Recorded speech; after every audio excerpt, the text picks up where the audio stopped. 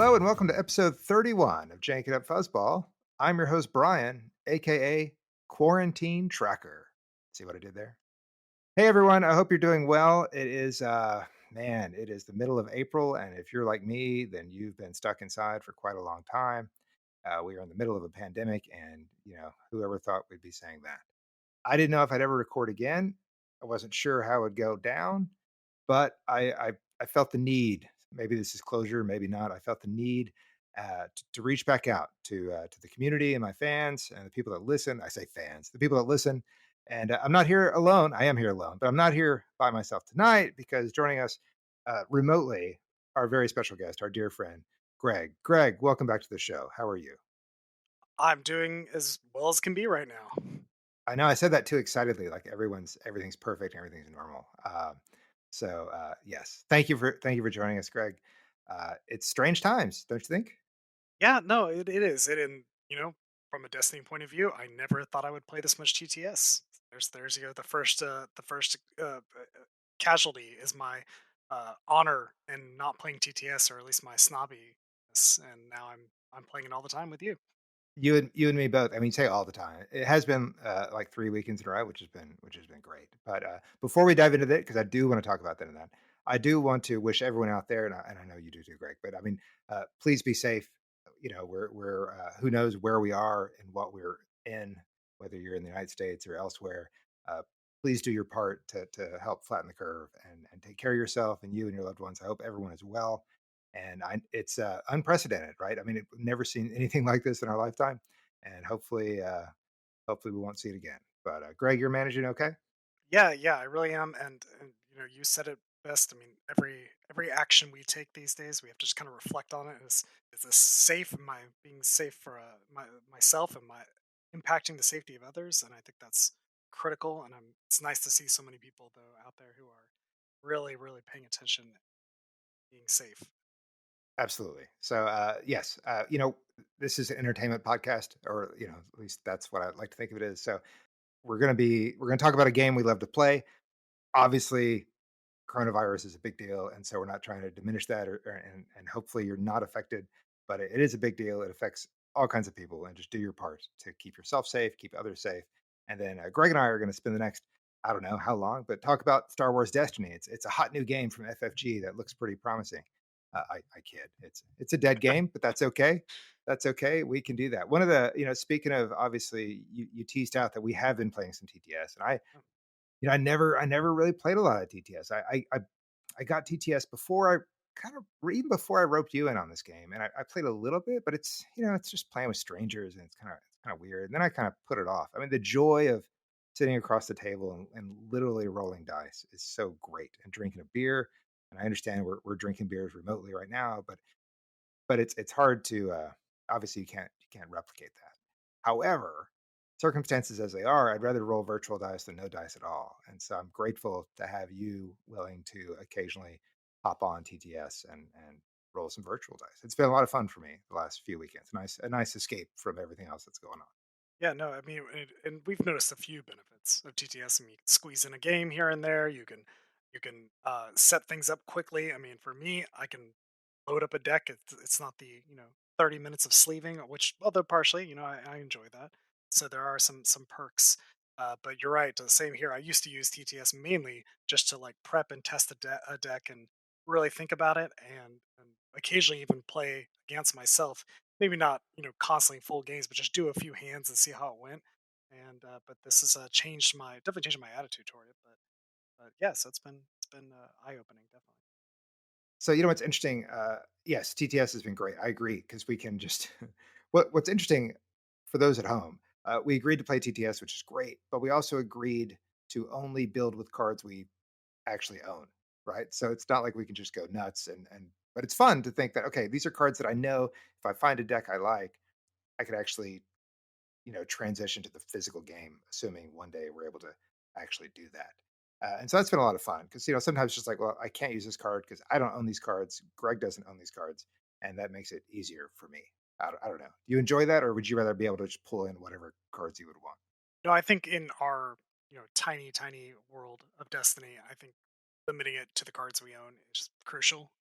just because otherwise it's going to get out of hand really fast. I mean, we saw this before when we played Magic the Gathering, and if one of us went a little nuts on the card purchases, it got a little got a little the competitive nature was kind of lost, I think. And it'd be the Yeah, same dark if I show up with Anakin's lightsaber and a bunch of new legendaries from Covert Missions. Things could change very quickly. I mean, we've seen it in decks that we've stacked up against each other with heavy legendaries versus little to no legendaries, and I would say the curve on say Destiny isn't as dramatic as say Magic the Gathering in terms of rares and legendaries, but it's there. I mean, if you show up with eight $50 cards, the other person and the other person doesn't, if their entire deck is worth less than $50, they're gonna have a bad time. So I think yeah, that's, I mean, I'd be happy to do it in a prearranged match where we say, hey, we're both gonna show up and do it. But as long as it's announced, we don't just pull it on each right. other. You just sat there and slap down Django Fett and a bunch of legendaries, and I'm like, what's happening? Yeah, exactly. I think that's true. I think you touched on a couple of things there. Is like, uh, plus like we'll get to this later in the episode, but we're just starting to explore the awakenings block, and like you and I own so little of the awakenings block because we both really got into this game during like Way of the Force and Legacy, so that's been really interesting. But also, one of the other, I guess TTS is good, but I enjoy playing with you, and I don't so much enjoy like logging in to play random people. Like there's no joy in that for me. So I'm not itching that hard to get on a game where I'm going to play someone who's either going to destroy me or get mad halfway through and leave the game. But I know with you, uh, you know, usually I get to flip the table at the end, and that's fun. But otherwise, I'm not going to suddenly like log off and storm away, and you're not going to do the same thing. So that's there's a safety net for me in terms of that. We're just here to drink beer, roll some virtual dice, talk a bunch, and have a good time. So that is very much the same as if you were over here at my house, which is good. Yeah, as close as we can replicate it. Yeah. One of the other big things that happened because of coronavirus was that obviously a Star Wars Destiny Worlds that was going to be scheduled for May has been postponed. You bought a ticket. You were all in, right? I sold you on the idea. They released more tickets. You got a ticket. You actually got a uh, what is that? A VRBO or Are you trying to say Airbnb? Airbnb? Okay. Yeah, I was trying to say Okay, Airbnb. boomer. And we were going to go, and it was going to be great. Yeah, and so now it's not going to happen, right? Do you? Couple of questions about this, right? Obviously, are you let me rephrase that. So, for you, Greg, here's the thing. Do you want it to happen, or do you think it's best to just I mean, Destiny's a dying game. Do you think it's best to just let it go at this point? Or even if they say, "Hey, we're gonna do it in October," and let's say whatever happens to the world that would allow that, are you interested in flying to Minnesota for a game? Yeah, no, I mean, first of all, I feel like the audience should know that I've been to Minnesota and I loved it, which is not something people normally say in that order. But I went to I went there once and I thought bang for your buck and exploring this great country. I thought it was a pretty good time. So I'm much on board with that. Now going there in like January or February, not doesn't sound great. But yeah. So setting that aside though, flying for hours, going for a game that is, you said October, that was announced, what, 10 months before that or so, or a little less, that it was over. Yeah, I mean that's it's a bit of a bummer. I mean, I just know that Destiny has such, well, I almost said rabid fans. That's probably a little unfair. Dedicated fans. That they would that first of all, there's going to be a showing. A lot of people are going to show up, and that sounds fine to me. I mean, if I if I went there and there were 40 other people, I might be a little disappointed. That might that might not be great, but that's not going to happen. And I know it's not. So yeah, no, it sounds like it's worth it to me. I don't know if your feelings have changed, but I'm still in. My feelings have not changed just because I mean, last year was such an amazing time at Worlds, but I think, it's we're gonna be on a new normal at some point. It's gonna be like the world has fundamentally changed, especially I think in the year 2020. So I don't know. Like I'm if it happens, then yes, I'll do everything in my power to be there. But we'll see. FFG has not been kind to Star Wars Destiny to say the least, and so it wouldn't surprise me at all if they're like, "Hey, we tried, it didn't work. We're moving on," and so that It could wouldn't be it. surprise me, but it'd be disappointing. And I'm revealing my own ignorance here, but I feel like there is supposed to be one more bit of content from FFG for this game. Is there not? I mean, they are releasing There the is an unreleased set. yeah. Yeah, no, you're right. There is an unreleased set that, apparently everyone at Worlds was gonna get, or I Yeah. don't know if that was official. Obviously, they're gonna release it as a kit or whatever those are, so there's still more content. I guess assuming it's here stateside. I mean, I don't know, right? I don't know. But yeah, there should be one more set, the 10th set, the 10th and final set should be, So released. I So we'll think if see. that's definitely still in the books, then this is on the books. That's just my I mean, I have no reason to think this, right? But that it makes Right. sense to Yeah. me that would that those 2 would follow each other. So, Yep. Well, cool. So I think we just hope for the best. I think a lot of people in the Star Wars community are optimistic about there being a Worlds, even if it was in October. But obviously, we have to see what coronavirus wants to do, and then obviously how the states respond to that. So, uh, very good. Let's move away from that talk. One of the big reasons to come back and discuss one of the things we have to discuss is feels like forever ago. But back in February, we had this wonderful idea of doing a Jank Madness tournament in which we solicited decks that could only include basically rare and common cards. So it could not include any legendaries and cannot include any uncommon cards. And I think there was a limit on like 10 dice cards outside of your character cards. And man, we got 31 different entries from about I don't know 17 or 18 different players, and just a whole lot of interesting stuff. And for someone, you mentioned Magic earlier. We used to play obviously quite a bit of Magic, but one of the formats was Pauper. So how would you describe Pauper for those that don't know it? Hopper is the most amazing gameplay ever because first of all, there's no limit to what your imagination can make with Popper. I'm sorry, there's no financial limit to what your imagination can make with There, Popper. there you If go. you There you drop go. $20 on Popper, you have enough for 10 decks of cards. And that's what, you used to make fun of me for. It'd be like I'd show up with 4 new decks. You'd be like, "What did you do?" And I'm like, "I spent $7." And so that but it's all commons in Magic the Gathering. We're talking penny, 2 penny, and what would you say an expensive Popper card was in Magic the Gathering? 10 cents? Yeah, it could have been more than Yeah, 10 and cents. and Right. I and agree. you'd show up and you would also often play types of things that you wouldn't normally play in a more competitive Magic scene. So it really would force you to I wouldn't say force you, it would allow you to branch out. And it was a lot of fun. And I think the same thing applies for this format or this type of format. You say, I wouldn't normally do this, but why not? I know the other person is limited as well with what they can play.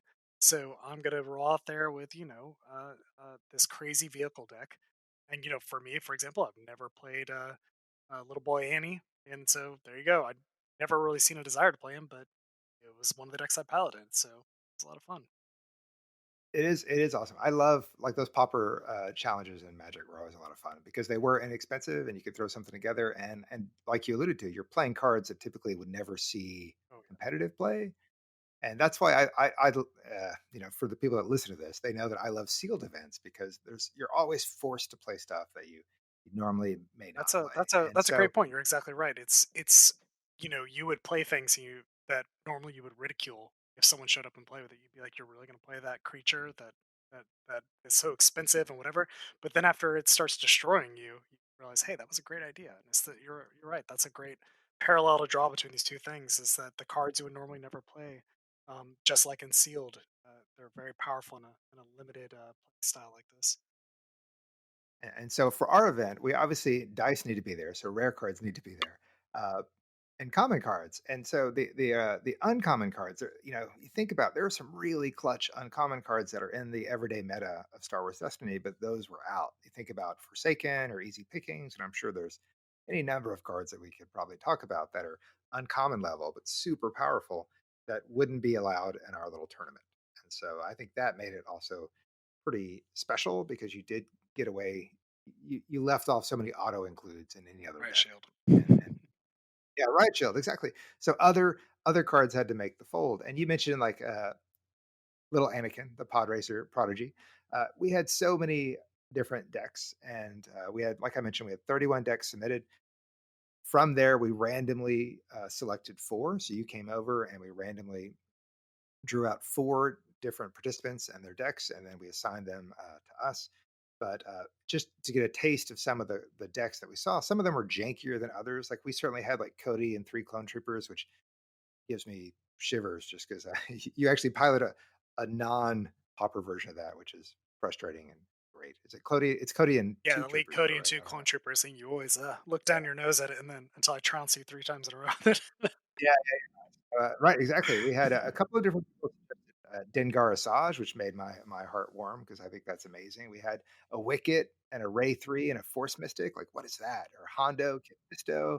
I'm just reading off a list, which is posted to our preview article, which was way back in February. But we Oh, have the whole double list is there. Mando, Elite Piet, Yeah, yeah, fun stuff. exactly. Or even a Jar Jar Palace Guard Ezra 3 sighting with the Claudite. I mean, come on, this is amazing. And so we randomly selected four. There were, I think, I don't want to speak for you, but I mean, there were certainly a number of decks on here that I would love to actually sleeve up and play because they seemed really fun.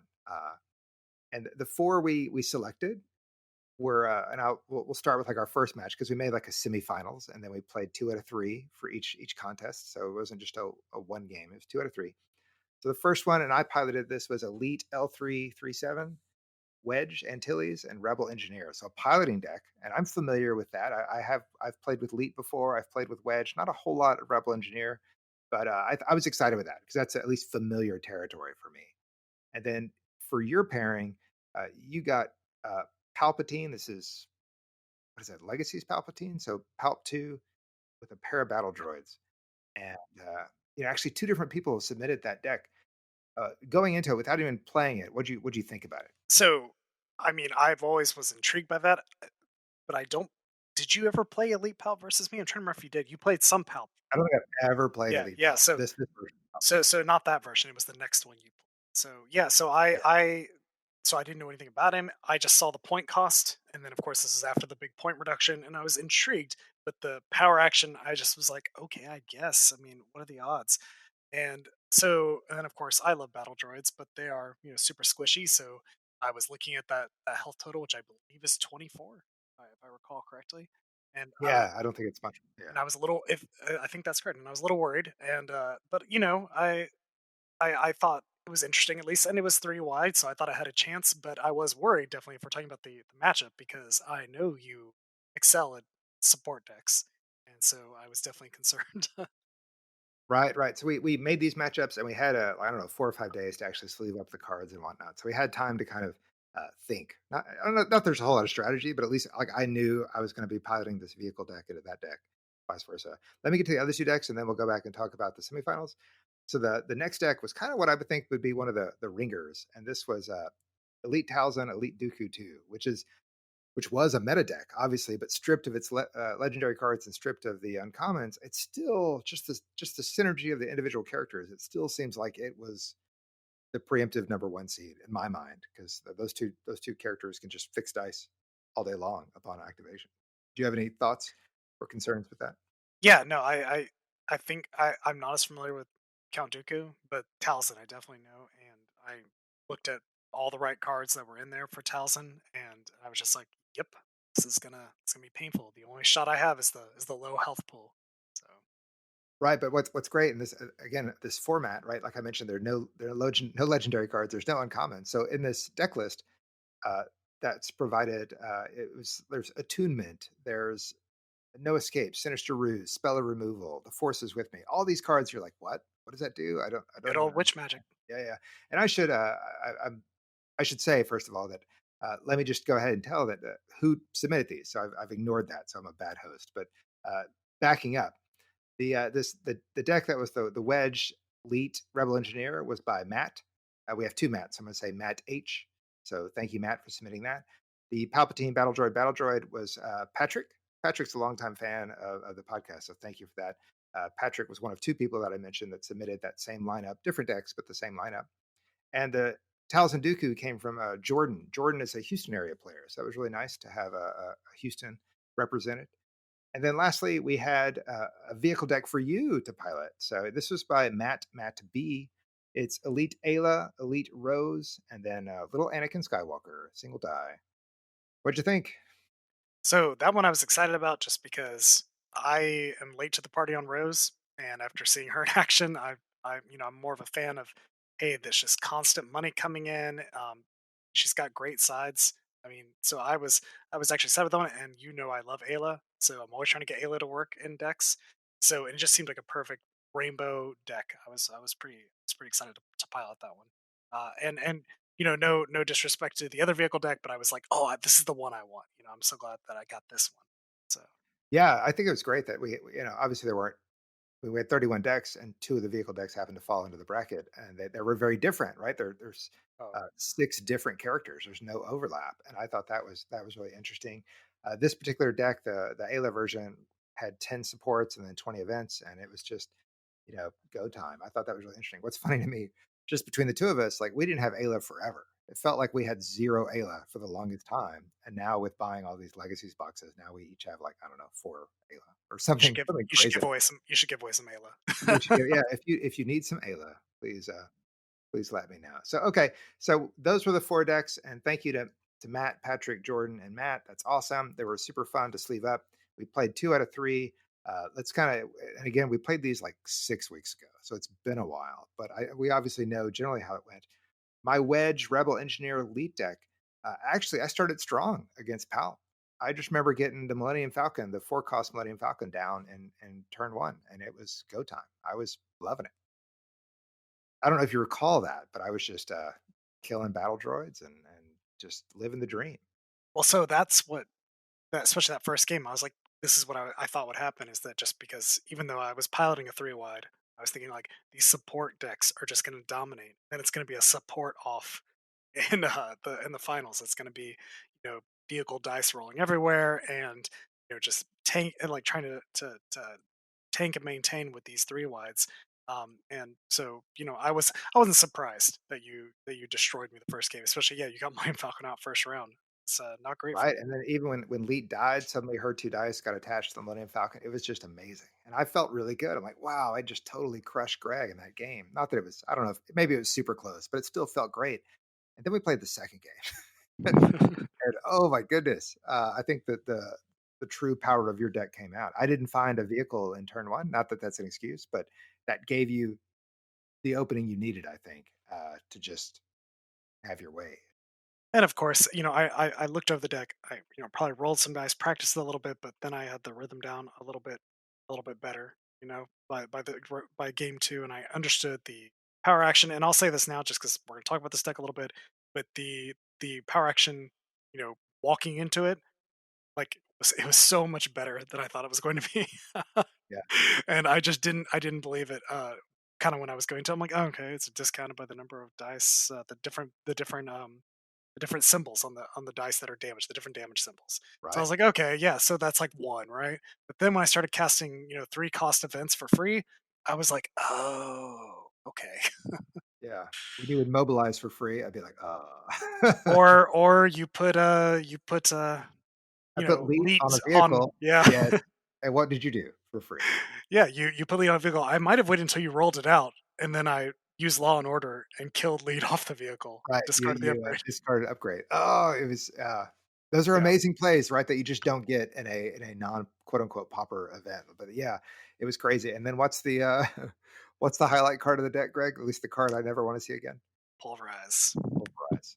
Man, it's disgusting because yeah, the battle droids have 2 damage symbols, which is fine, and there's 2 of those, and then Palp has 3 different damage symbols, and those come out, and then if I don't do anything about it, all of a sudden, here's a free Pulverize, and it just, like, basically one-shots my engineer or does something else, and, yeah, I think both the next 2 games, you won games 2 and 3 because you were able to resolve Pulverize, uh, pretty regularly, and it No, was we just frequently saw 7. I mean, I think both games, you're right. I think game 2 and 3, I resolved all 4 pulverized between those 2 games. yeah, And each time that's I think it's pretty much 7 and 8 damage each time. it's So disgusting. Yeah. that's it. It was disgusting, and And I it didn't created even and I paid for it sometimes because I'd have all this money laying around because of the power action. So it wasn't even just because like, oh, the power action makes labels it be for free. No, I just had the 2 resources all the time to play it. right. So Yeah, yeah, yeah. So, my apologies to Matt H, but yeah, that was amazing. Even I mean, it was fun Destiny, right? Just rolling out damage and then playing a card. that just magnifies that, and it's just like, man, just can't do it. And if I would get a vehicle out, you would, remove a mod or do something else. So yeah, the power of that deck came through. So in hindsight, I'm just thankful I won a game, right? Because I was like, wow, that could have been a 2-0 sweep right there. But And I'd be remiss if we didn't talk about the cards we really would never play in yeah, outside this event, which was defend and dive in that deck. So defend being the remove up to 3 dice showing melee damage with the ambush, and dive being its copy for remove up to 3 dice showing range damage. yeah, And I would never put those in a deck, but they were so destructive. The well, sorry, not defend versus this deck, but dive. Just like your remove a bunch of your range damage that might roll out from supports, yep, and then on top of that, I have ambush. It's right. just that was the brutal power action off of Palp the, that I just didn't anticipate it being a big deal. So it was, yeah, it was great, right? I enjoyed the deck I was playing because I love vehicles, and I wish I could have done it a little better, but yeah, it just you want Leet to die, and in a sense, you want her to die first to give her a shot to get her on a vehicle, and then your soul just gets crushed when you Law and Order her away, and you're like, oh. The second night, second match of the night, I piloted Talzin Dooku, Jordan's deck, which all blue, mono blue, and you piloted the Ayla Rose Skywalker. I should mention that 3 of the 4, everything but the first vehicle deck, ran Bendu's Lair as their battlefield, and most all entries put Bendu's in. And so, in hindsight, I probably should have said, because I guess the issue was, hey, 10 dice cards max in your deck, not including battlefield. And I should have just said, hey, outside of your characters, you can have 10 dice cards, right, or 10 dice outside of characters, because everyone else just wisely said, okay, here's a battlefield that gives me an extra dice. So, you know, not a whole lot of variety in battlefields, but that's just how it was. So, all right, what do you remember about this matchup, Greg? So I think my big takeaway from this matchup is probably, first of all, I did get a V wing out at one point, which I've never played before. So that was pretty great, right? I don't know if And I then ever doing. That's pretty impressive. and I do, it does, from in a hero deck, it does have a pretty good ability. It can't be removed, so that was pretty cool. So that was nice. And I think another card that I would never play that came up big time was a friend lost. I remember this because that's a one cost hero event. Play only if you have one or more defeated unique characters, which in this deck was all unique characters. And it's turn up to 2 of your dice decide showing damage. So you're just like, maybe little Annie's dead or even Ayla. And I'm like, oh, I'm gonna play this, flip Rose's dice to 4 indirect damage. Yeah, So I yeah, never would play that card otherwise. I mean, I'm not saying it's a bad card. I just never have. And then of course it came in clutch a couple times in these matchups. right. Uh, yeah, exactly. I mean, it's super fun to play stuff that you normally wouldn't play. I remember winning game one again. I feel like so I felt good. I said, well, this is again. I really felt this was the number one seed in terms of all 4 decks, the Dooku Talzin, and so that went pretty well. I didn't say it was easy, but it went well. I remember my strategy was the same: was to kill Rose as quickly as possible because I love playing Rose. That's like one of the first characters I grabbed onto, and one of the first store championships I went to, I was piloting a Rose deck, so I knew that the main target had to be Rose. So I remember winning game one, and I felt great. I said, "Okay, I'm in this." And then I remember you winning game two. I don't exactly know how you did it, but yeah, I just remember saying like, "Uh oh, I'm going to another game three," having just lost a game three, and I was not too excited. Yeah, no, I think I was just as surprised as you. Honestly, I think it was just one of those times where the uh, removal just came up right. Um, uh, Fortunately for me, just in this matchup, for example, I had electromagnetic pulse, which was completely useless versus Dooku Talzin. I think this was that deck. The game I won was one of those times where that event was buried at the bottom of my deck, both copies. So I was seeing things that were really coming in handy, and I managed to pull it off. I think the one thing I definitely remember about that deck was I'm sure I got probably hired muscle out. I remember getting a couple big hits. That's really what did it.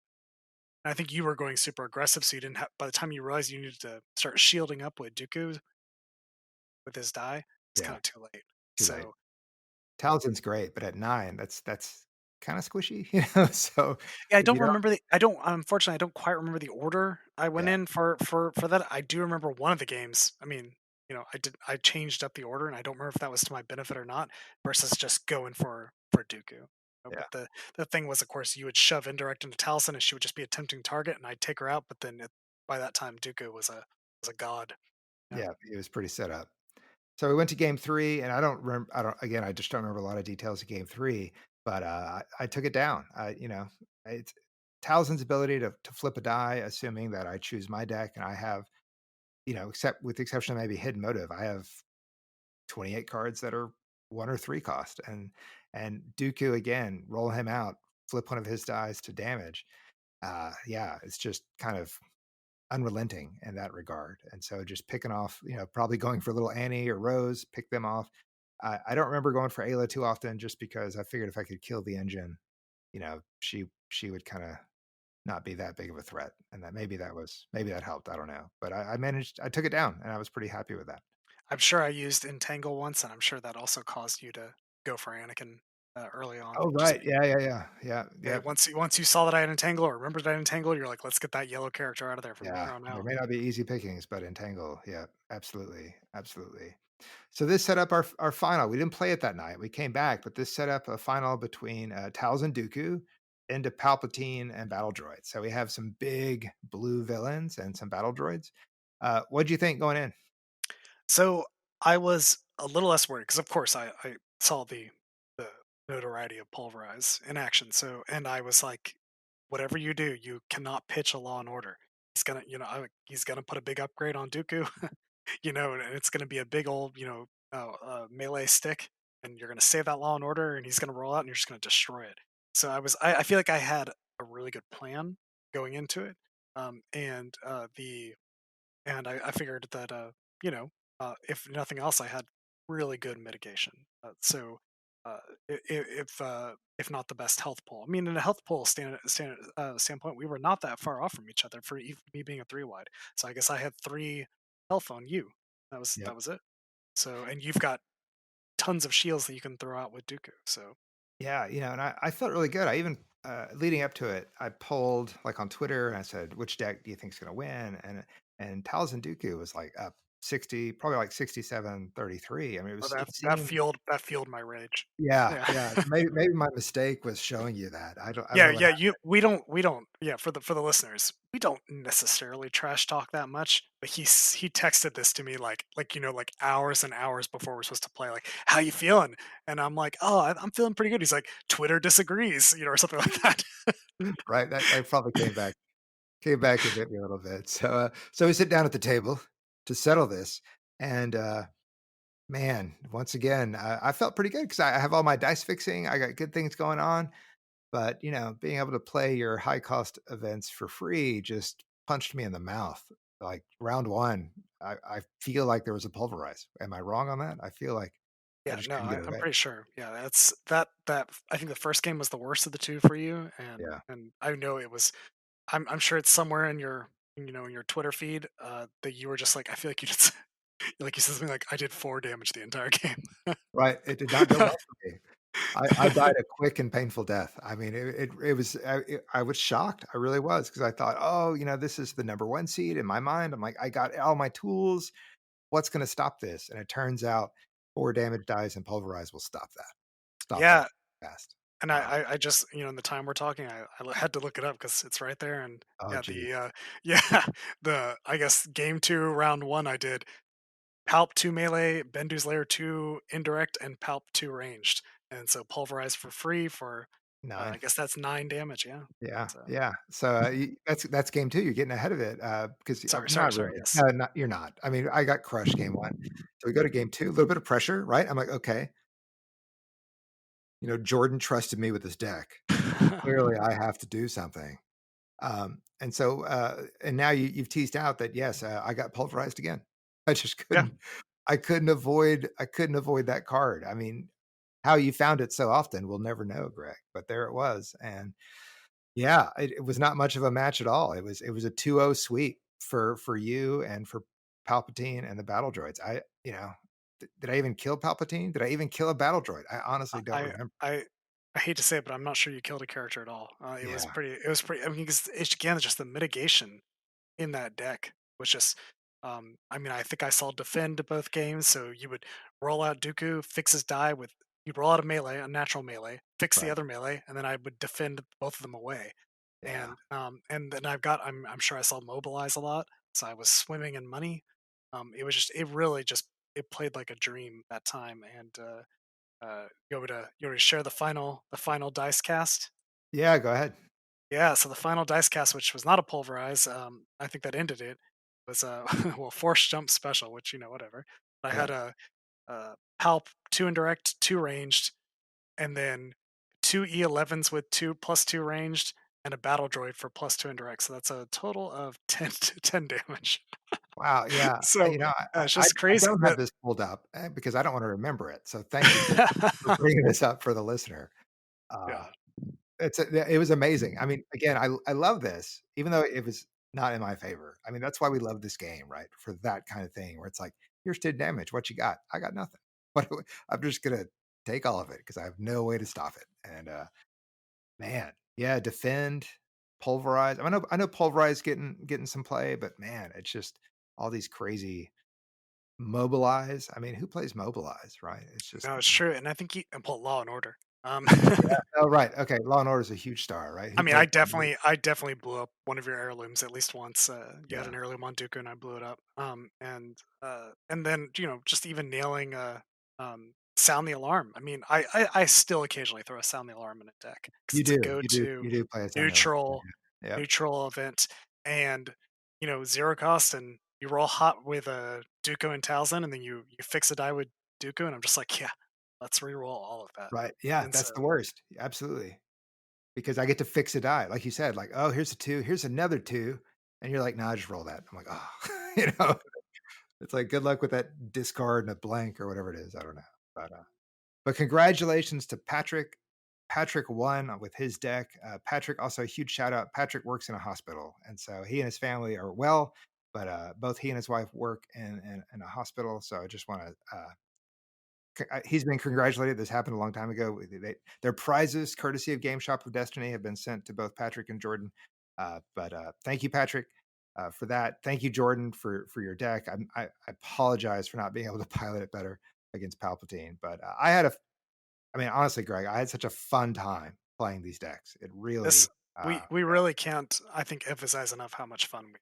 I mean, it was one of those things where I don't think you really sweet talked me into it. I was like, yeah, that sounds fun, but it was No, so you were much on more board. fun. Yeah, Yeah, yeah. than I thought it was going to be. It was a lot of great time, kind of per the reasons we discussed at the beginning of this episode. So, Absolutely. And there are so many decks that I would kind of like, I kind of want to sleeve that up. I kind of want to see how that plays. So anyone out there that has, I know we're not in a position where you can go to your friend's house, right? Or do that. But still, if you still looking for new ways to play the game or just different ways to play the game, strip out the legendaries, strip out the uncommon. Obviously, you have to do this against someone who's going to do the same. You don't want to run into a meta deck with this, but I love that pauper aspect of it. Let's play some cards we don't normally play, and let's roll some dice, have some fun. It dates back to me. It really took me back to playing the two-player starter set, which is like one of the first times you came over and we played. It's Phasma Kylo versus Foray.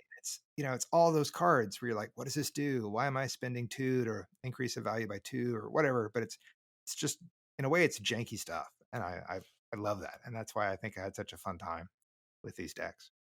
we learned a lot about cards we don't play, and maybe even rethink how we might build in the future too. Right, and so just to follow up, like, you had great success with Palpatine battle droids, and you Oh yeah. mentioned that you would actually try to maybe, make it a playable deck that included legendaries and uncommons. Well, Have you so not. started that, or you have Well, no, ideas? no. I think we played it a couple weeks ago. Do you recall?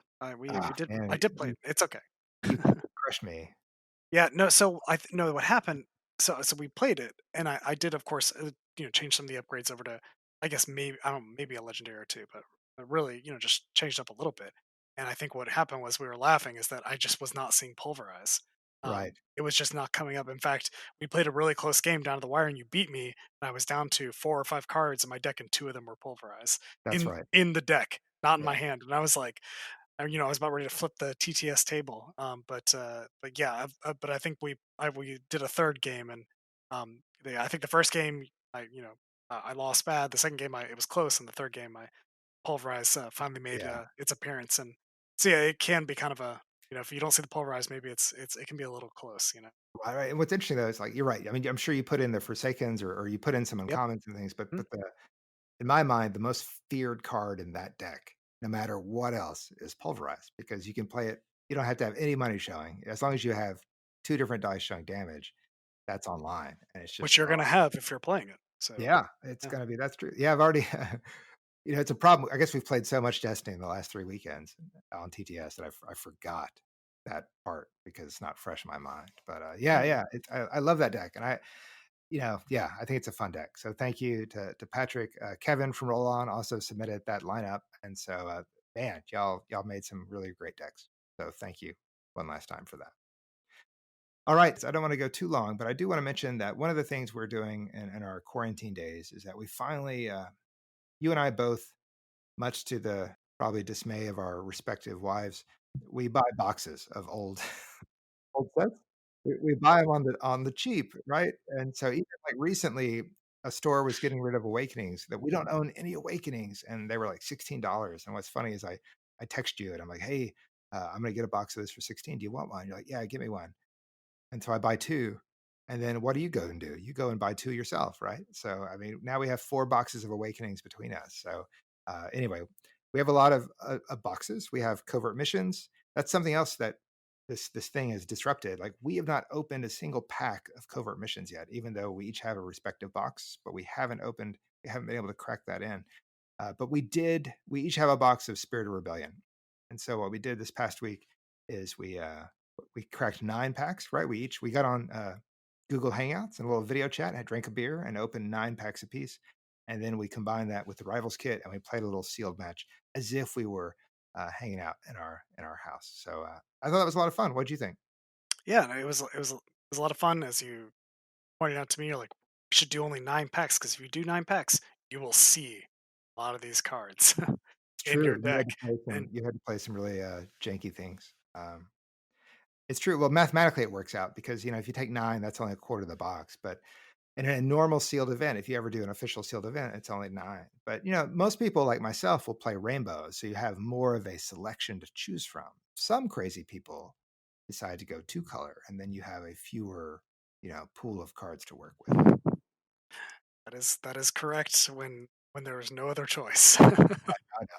That's the downside. So, we did that, I think it was fun. There were so many cards, though, and I don't wanna go heavy on this topic, but there were just so many cards that we're not familiar with. There was a whole bunch of reading, both Oh while yeah. we opened the packs and also while we then obviously built the decks in TTS, and then we played, some games with these decks that we made, but there was just still so much, "What does this do? When can I play this?" And that was part of the fun, too. I mean, I think we No, played. it always is, and that also is the advantage of splitting up the nights. So we got to open the packs, talk about it, Yeah, and because we knew going into we're gonna do a lot of reading that night. It's gonna be a long night yeah. if we try to do it all at once. So yeah, that worked out well. So that was cool. So we did 9 packs of Spirit of Rebellion. I think this week we're gonna do another 9. And my suggestion, we did the Rivals kit last time. I think we should go ahead and try out Allies of Necessity just to keep it interesting. Are you okay with that? Of course. Mix it up, right? And then Which that'll leave us with 18 packs. So I don't know if you wanna do 2 other events, or maybe we can decide to just open 18 and then choose a draft kit of your choosing. I have no idea what you wanna do, but what that's we're an going interesting to idea. do. Yeah, yeah. It's an idea, right? And then what we're gonna do is we're keeping all these cards separate from the rest of our collection. So once we open the entirety of the box, then we'll do a little, we'll build a deck from the box. So a little we're gonna squeeze as much blood from this turnip. Is that the expression? We're gonna get as much out of this box of Spirit of Rebellion as we can. And then we Yeah, have because other we have so few boxes left. so few, so few. We're joking, but we have plenty of boxes, but it's fun. I'll always talk highly of sealed, and that's the one thing that at some point, I don't know if it's going to be months from now or a year from now or 2 years from now, we'll be out of boxes, right? I mean, that's hard to imagine, but that could happen. And then we're going to have to build a cube, Greg. I think we're going to have to build like a cube that we can just draw from and kind of have that same experience of randomness because I've always loved that idea of here's what you get to play with and then do your best with it. Well, thankfully, I have 14 copies of Shrink the Numbers and Crackdown. Nice. Yeah. that I can contribute to the cube. That's awesome. So I guess my piece of advice to you, if you're out there and you're like, first of all, if you've never played on TTS and you want to play Star Wars Destiny during these very very dry quarantine months, then pick up TTS. Go ahead and get Star Wars Destiny. Just learn to play. Uh, you know, that's awesome. If you wanna play with someone familiar, someone that you're guaranteed to beat, reach out to me, right? And we can make a time where we can get together and roll some virtual dice. I would love to do that as long as you don't, like, flip the table on me and things like that, that'd be fine. But it's fun. If you have boxes and you have someone else that has boxes, you could do this kind of virtual sealed event as well. Greg, if you've ever listened to the show, you know that we end each episode by cracking a I pack. always skip the end. Yeah. Just kidding. Greg, I'm so sad. 30 episodes. I've never listened to the last 10 Never, minutes. never, yeah. What's he talking about? He's done. Today is no different. I'm super excited because I just mentioned how we have not opened our boxes of Covert Missions, but in my hand, I have a pack of Covert Missions that was provided by the SPLANCHNICS podcast. So I've talked about them before. This is Clare, Claire Walker and her daughter Hannah. They have a podcast that's all about creativity and art and reading and filmmaking, and it's called SPLANCHNICS. Episode 8 was all about lore and Star Wars. Episode 9 was about tabletop gaming. And they mentioned Jank It Up, which is super nice. I got a nice little plug. And earlier we traded some cards. I gave them some Jank merch, and Claire sent me some cards that I was missing, and also this pack of Covert Missions. So, Greg, you want to go through this pack with me? Yeah, of course. This is exciting. My is it your first one? This is it. I've not cracked a pack of Yeah, Covert Missions, so I have same, no same. idea. It's cool. I'm excited. So let's see what it is. Claire and Splanknick, thank you very much. I'll post links to their podcast in the show notes and on the website, so please check them out. Very enjoyable. It's obviously not a Star Wars Destiny podcast, but I love, they're great episodes, especially the ones about Star Wars. There was one about tabletop gaming. I didn't know there was such a thing as Ameritrash games versus like the European model. So I'm learning all this stuff through that podcast, which I love. All right, here we go. It is open, and the die is blue. It is a blue die.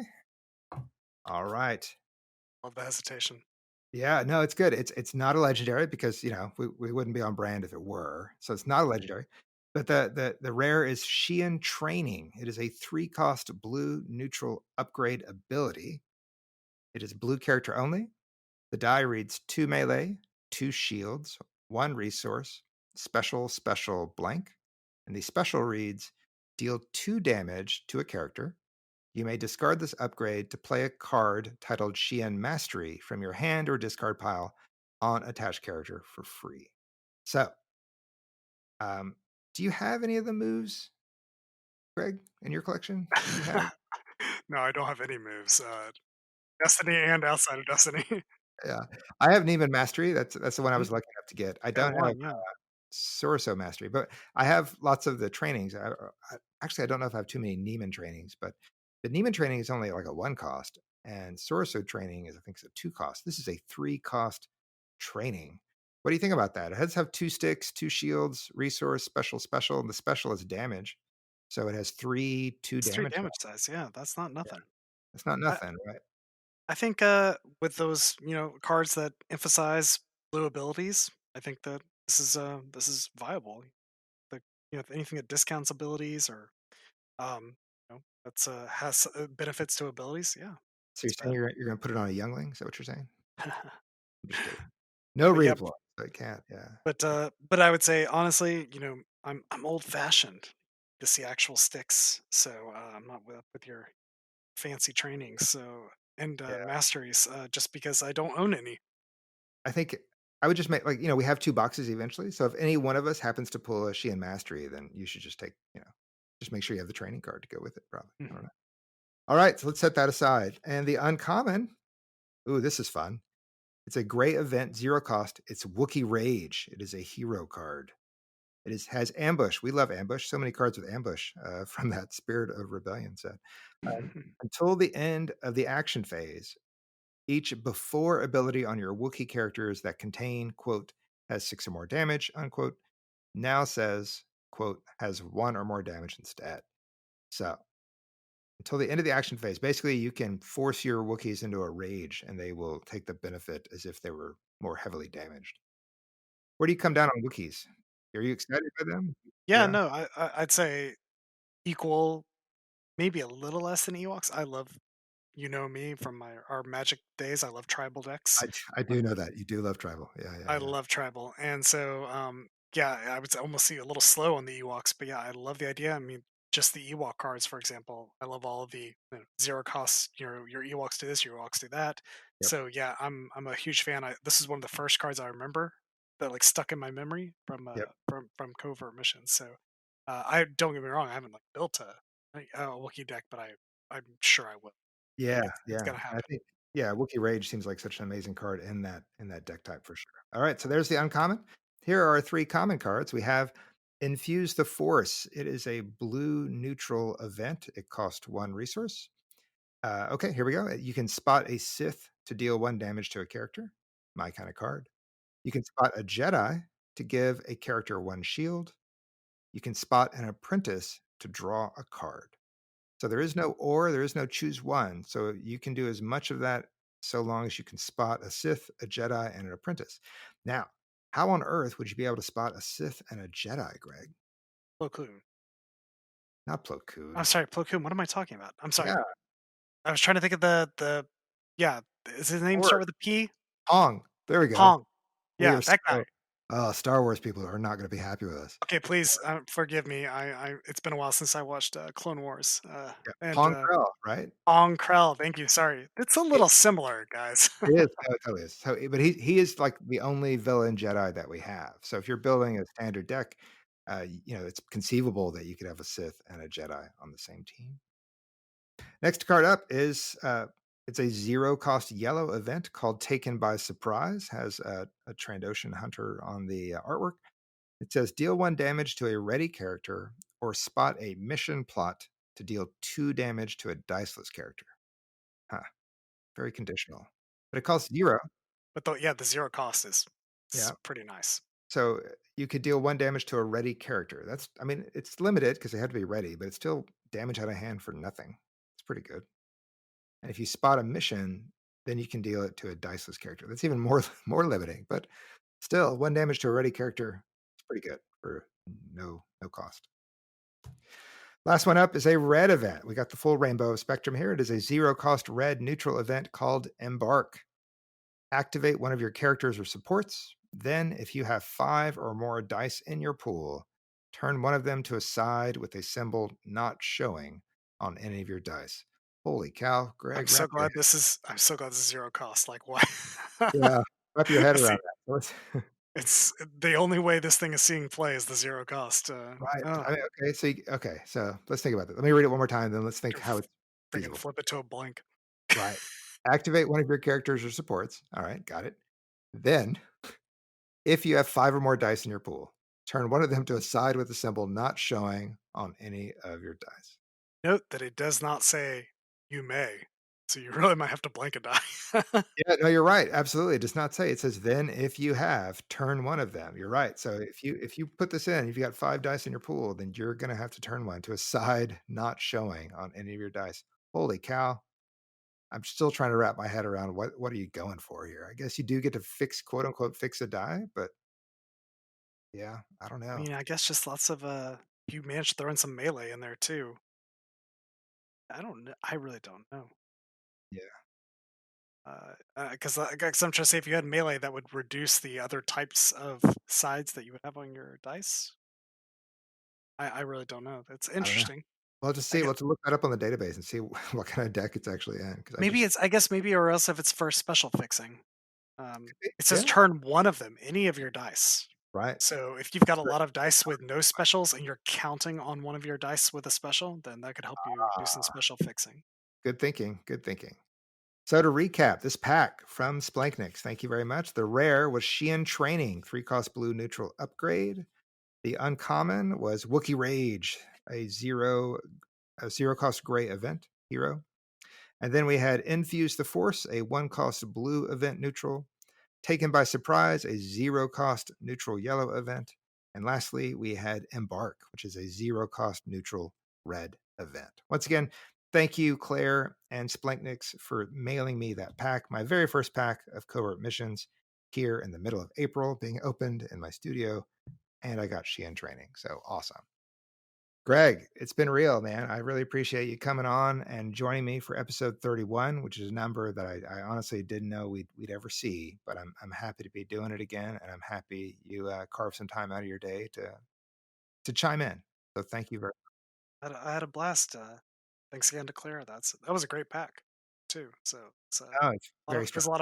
it's a lot of fun to remotely crack my first covert missions pack as well. So There you go. It's awesome. So, and we'll see you again. We're recording this on a Tuesday night. So just in a couple nights, we're gonna Google Hangout again and crack 9 more packs of Spirit of Rebellion. And so I'm excited because mathematically we should have cracked like 2.5 legendaries by now, but we only cracked one that you used that you cracked but did not use in your deck. So there's more unfortunately, could not legendary. use it. Yeah, Yeah, more legendaries to be had. So hey everyone. Man, I even forgot what my tagline is. Give me a second. I'll get it. But in the meantime, seriously, be safe, be responsible, do it for the benefit of your neighborhood, your community, your family, for everyone else. And then hopefully in the coming months, we can get back together, rolling some dice and having fun. Greg, thank you so much. Hey, everyone. I know that you'll be having to do it on TTS, but if you're on TTS, please play some jank, roll some dice, have some fun. You know, I'm just going to say we'll talk to you soon. I don't know when that'll be, but I can't imagine this is it for Jank It Up Fuzzball. I'm having too much fun going through the Awakenings block. So we'll leave it at that. We will talk to you soon. Stay safe, everyone. Have a good one. Bye. Man, do I know how to close it down or not? that was amazing. It's amazing. This is why This- you don't listen to the end, Greg. This is why. it was the best verbal train wreck I've ever heard. I'm Thanks, just Greg. kidding. It was fine. I love how I feel like, are you stretching it out because you're really trying to remember what you're supposed to say? You had this comma separated list that you were going through. You're on like the sixth one. I'm like, he doesn't remember what his tagline is. He still doesn't.